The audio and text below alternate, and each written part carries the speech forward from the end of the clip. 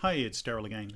I just did the exercise of changing my ISP because my old ISP put the price up $30 per month, so I fired them.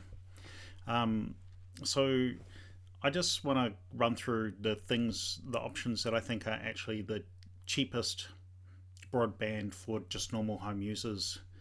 Uh, I just cut it down to just three or four options. So I'll just tell you what they are real fast. Because if you try and search online for what is the cheapest internet in New Zealand, you don't actually get very good results. I noticed, so it took me a while to weed around through to work them out. So I'll just quickly tell you what they are. The first one is that I think is a possibility. Now I don't know anybody who's ever used this one. It's flip.co.nz. I think actually one of my friends did use this like 5 years ago, but they've changed what they do. They have they have a fibre plan, which is a bit hard reading through their thing. It says 30 to 50 megabits per second, which seems slow for fibre. So I'm not really sure whether this was really a true plan. Like, it just seems weird to me that as an option. They say it's $14 a week, and $14 a week is kind of $60 a month. Now I'm saying $60 a month because it should be 15 times 4. But there are actually more than 12 4-week periods in a year.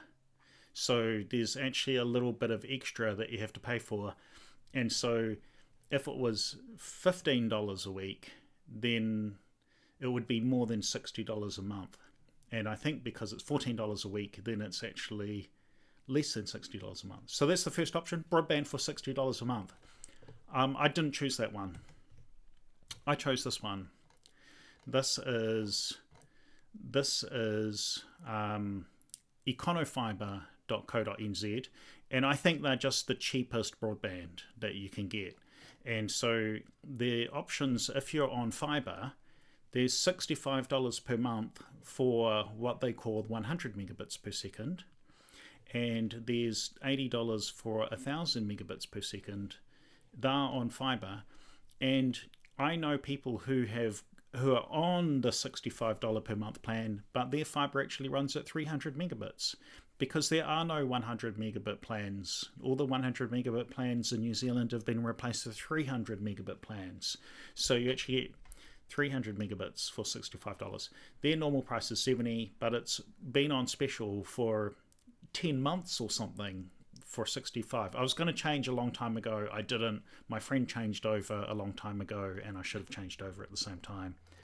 But I waited until my plan went up to $109 a month, so I cancelled them. If you are not on DSL, no, if you're not on fibre, they have DSL options. They have ADSL and VDSL. They'll give you the fastest of whatever it can go, up to 24 megabits per second, up to 70 megabits per second. In real life, you get, I think on this you get about 16, and on this you might get 35 or something. It varies depending on how good the old twisted pair copper telephone line is to your house. That broadband uses the old copper telephone lines. This is the new these ones up here are the new broadband that uses fibre to the home, and almost everybody in New Zealand can get fibre to the home now. You don't have to pay money to get fibre to the home installed. You might pay a little fee to the ISP to set up your account, like $50. If they want to charge you more than $100 to set it up, don't choose them. Choose a cheaper one. Another one that I like the idea of is skinny.co.nz. Here's a couple of options for people who don't use the internet much. If you're they have this plan for 120 gigabytes. I don't recommend it at all. They have a better plan. I'll just click over to here. They have these plans here. If you're just going to use the internet a little bit, these are wireless broadband, and what they do is they post you a broadband modem, which is like a rectangular thing that you get out of a courier box. You plug it in and turn it on, connect your devices to it, and you're using the internet. If you don't want to use it, you can turn it off and put it in the drawer to get it out of the way. You can put it on your kitchen counter. You can let your children use it to do their schoolwork, and when they've done their schoolwork, you can turn it off and put it away. And that's that's both of those options, 28 megabits and the 28 megabit per second. That's that option there. And then they have these ones, which is the fibre broadband. So $68, that's the same thing that I got from the other one for $65 a month. And this $88 plan is the same thing you get from the previous one for $80 a month. So what's the good option here? Perhaps this one, but perhaps these other ones, if that's what you can get. The thing is not every internet provider is available in every town and city and location. And then the last one that you need to know about is Skinny Jump.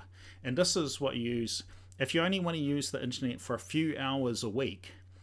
They send you a modem as well. That's a wireless modem. It runs on 4G mobile network.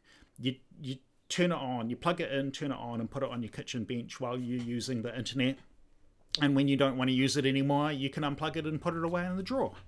And the thing about this is it costs nothing. If you only use a tiny amount, they give you 15 gigabytes of data to use each month. And I think that costs nothing. Otherwise, you pay $5 for each 35 gigabytes. So you can pay $5 and get 50 gigabytes to use. And 50 gigabytes, that's enough to watch high definition movies for 10 hours or maybe 20 hours of YouTube video or something like that. So if you're only using the internet a little bit, or if you're just doing email and looking at web pages for a few hours here and there, then that is the objectively cheapest option in New Zealand. That's it. That's my very cheap internet options. So I'll just summarize them again.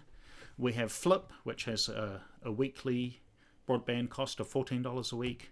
We've got Econofibre, which is $65 a month for decent speed fibre broadband.